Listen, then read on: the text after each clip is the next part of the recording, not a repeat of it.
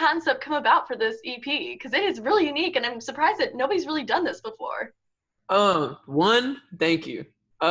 Two, it was just a weird time for me. I wrote a whole not a whole, it wasn't finished, but I wrote what I thought was like my EP in 2019, and there was no concept at all. It was just a bunch of songs, and none of them really had anything to do with each other. And then I got in my head about it for like a lot of months, and I'd signed to Interscope, and I was just having all these conflicting feelings. But I'm like, damn, like I've waited my whole life to like kind of have this moment to like do this, and then I don't feel good about this at all. Like it just feels like a rushed little body of work.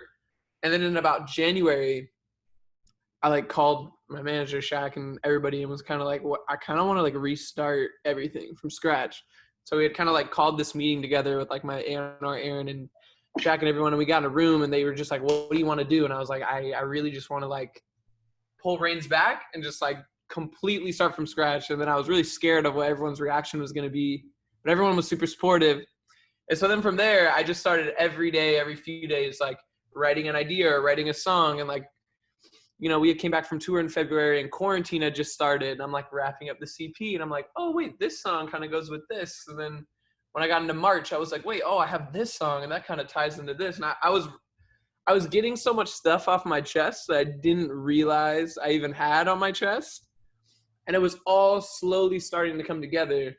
And then I was just looking at this like rough picture and how these songs kind of go into each other, but like something was missing, right? They didn't fully make sense. There was like a couple gaps like that I needed to bridge. And I was just like, what if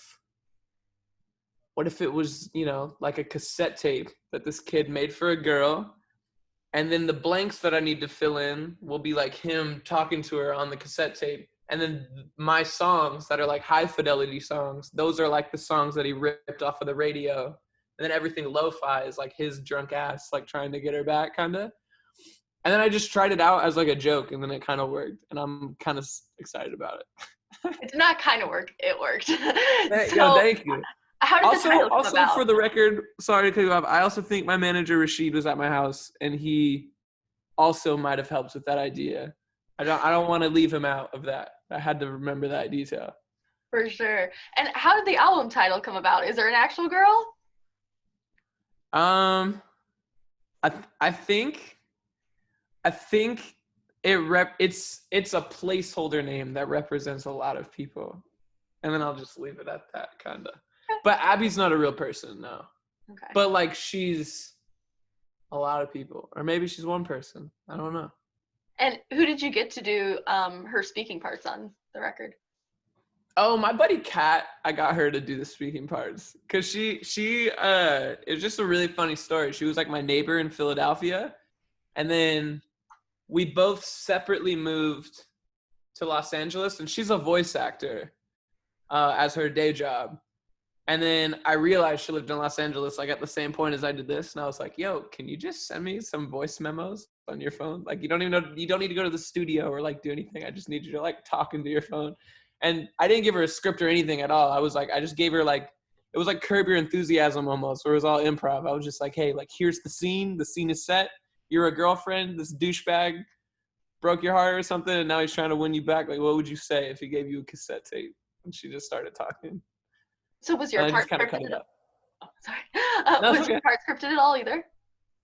No, that was all. That's why I was saying like that was kind of something I was just messing with, and then it all kind of like fit. I just like would click record and then just start talking. I don't write it down anywhere or anything. I was just like, what should this feel like? In my head, the dude was drunk. That was what I was envisioning. I was like, this is like a drunk dude, man. That's awesome. And how did your collaboration with Christian come about? Well, it all started when we were brothers, I guess. No, he just, you know, we lived together, and he's my brother. We've always made music together. We've never brought the worlds together, though. You know what I mean? He's always kind of done his thing, and I've always come and done my thing, and we've always supported each other. But then on this record, I was just like, I was going through the whole feature thing, and like, it's such a weird soul crushing event, because you know your whole life you see people do features and stuff, and most of the time they're friends, but then when you get on a major label you realize it's so like it's just business. These people don't even know you. They're getting paid an absurd amount of money to like feature on a song they sometimes don't really care about. And I just finally called my team and was like, why don't I just get like my own brother, like who does care about me and does care about the song, and like I wouldn't feel bad paying him money for it because I know he cares about me, and he killed it. And so that was just like a good experience, because it's very weird when you have like a label or a team reaching out to people and they have no idea who you are, and they're just like, hey, do you want to get on this song by this kid? You have no idea who he is, like at all. That just didn't feel right. Not for this record, because this record feels like home to me right now. It's like I wrote about a lot of subjects that like are very true to me. Like a lot of these songs sound funny and stuff, but like they're real, and that's how I was feeling. And then I have my friend Kat doing voice actor stuff, who I know her. I'm writing songs about like people that I know. I have my brother on it. I don't know. I didn't want to like throw it all off by just having a feature by somebody that like doesn't even know me or cares about it or something. Yeah. And that song, Super Bad. Did you say mantra or mantra? Because I mean, I think it's an accent thing. Okay. See, where I'm from, mantra, but yeah. Yeah. It also, I might just be saying it wrong. Yeah. I probably am. I'm from Indiana, and yeah. I think you might be saying it right, and I'm saying it wrong. Well, it should be Super Bad Mantra, maybe. Who knows? But I was actually going to ask, I read that you had to do a couple rewrites on it. And how long was that process to create the final version? So I had 2 verses on it previously. I had my ex-girlfriend, she did a verse on it, which we both just decided that the context of it makes no sense now because we aren't together anymore. So then we removed that verse off. Amicably. Then this really, really good rapper named Jid had heard the record and said he was gonna get on it. But then that was when I started to have those weird feelings about like, I was like, man, this dude's so cool and stuff, but this record is like so personal to me, and this guy doesn't like know me at all, and like I appreciate that he would even listen to it. And that was at the time, he hadn't cut anything on it yet, but at that time I was like, maybe I just want to get my brother on it. And then I got my brother's verse on it. And then I also think at one point my friend Remy was going to cut a verse on it too, but then that ended up just not working out. It was just a whole thing. It was like, you got to wait for the moment to be right. And some just things weren't feeling right. So I just kept delaying it and being like, no, I need to wait till the stars align or something, you know? That's amazing. And I guess they did. Because if I would have rushed it and allowed something to like come to fruition that like didn't feel right, I don't think the record would have felt right, you know? Yeah, for sure. And I mean, she did a great job, and you guys both did, with just communicating with the interlude songs. How did you go about thinking of the other person, the girl in the story's mindset, while you're also living yours and what you've experienced through other people? I don't know. I think the best answer to that is that by the time I made that phone call and was like, hey, like, yo, I have this, you know, opportunity for you to do a voice memo. I don't know what to call it. I was like, hey, I have this thing.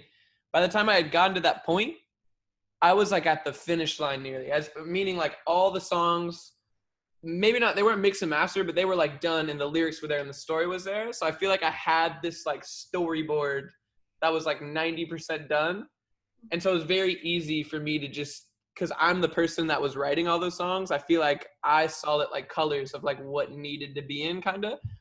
And so it came super organically because she's obviously awesome at what she does. And yeah, I didn't give her a script or anything. She just was like, I just put her in this mindset. I was like, how would you feel if you were in 2019 or 2020 and this shitbag broke up with you and then he made you a fucking mixtape in 2020, 2019? Like, how would your reaction be if that was, you know,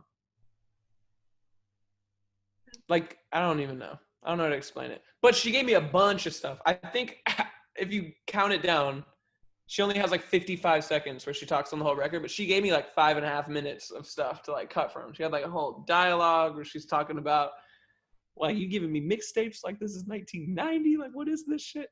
She's great though. She's sick. That's amazing. So what was the first song that you recorded for this record? Super Bad Mantra, actually. No. But like at that time I didn't know, that's just like I'm trying to find the right words to say this. Like Honey Pie's on the record because of like, you know, like you signed to a label and they want the song, like this song's on the record, and that was the big song. But like I started really writing this record in like January, which is like nearly 7 or 8 months after that record even came out. So that's like technically the first record, but I would say like the first record I wrote with like the mindset of like this is what this is gonna be was Sabotage. Okay. And I was in a session with Nate Cypher and Dan Nigro, and I was really hurt and sad. And I'd never done a session before ever. I've never been recorded by somebody before because I only did it myself, and I don't do it very often. I just went in there and was like, "This is how I'm feeling," and they were like, "Cool, let's make a song." And we just made a song, and that was the first one, and that kind of started everything. Then I think it was Sabotage, and I think it was For Abby. Then just everything kind of started building, blocking out, and it just turned out awesome. I also have never made a record before, so this was like crazy for me. So with the pandemic and everything, you created part of this record then during quarantine, right? Like 80% of it. It was. Okay. So yeah, I think 40 Ounce and Honey Pie are on there because those were singles that came out for the record. My old record, what I thought it was going to be when it was supposed to come out in like November or maybe even December. Then the pandemic started. I was like, yo, I wanted to restart everything. Super Bad Mantra was an idea I had like about a year ago, maybe a year and a half ago, but it wasn't finished or fleshed out at all. So then we finished that in quarantine. But like For Abby, You Got a Man, Trigger of Love, like all the new songs on the record were completely all made during quarantine. Do you think being stuck at home has hurt you or helped you creatively going along with that? Helped completely. I think my career would have been ruined if it didn't happen. Not that, let me explain that. COVID is terrible, right? COVID has killed so many families and done terrible things. But what I mean by that is I was so lost in like November, December. I had imposter syndrome, and I'd signed to a major, and I was like, I couldn't even write music. And then my whole year was, it was like, you know, you're going to be going on tour here. Then you're going to go support Still Woozy here. Then you're going to do your first headline tour across the United States. Then you have Lollapalooza, Governor's Ball, all these festivals. And then they're breaking me down my schedule. And it's like, yo, you have this time to record and this time to record. And this is all while I'm like lost. And in February, before COVID, I'm traveling around the world doing Australia, Berlin, and going to all the Universal Music private shows to showcase my music. And I'm playing a song that like I don't like and that I am just lost with, and I didn't know why I even wrote it. And like I was so disconnected. And when I came home by like mid-February, I couldn't have asked for a better time to come home. And then my team and everyone's like, hey, everything is canceled. All of your flights are canceled. Just sit at home and focus on music and what you want to do. So the world outside of me was kind of like ending.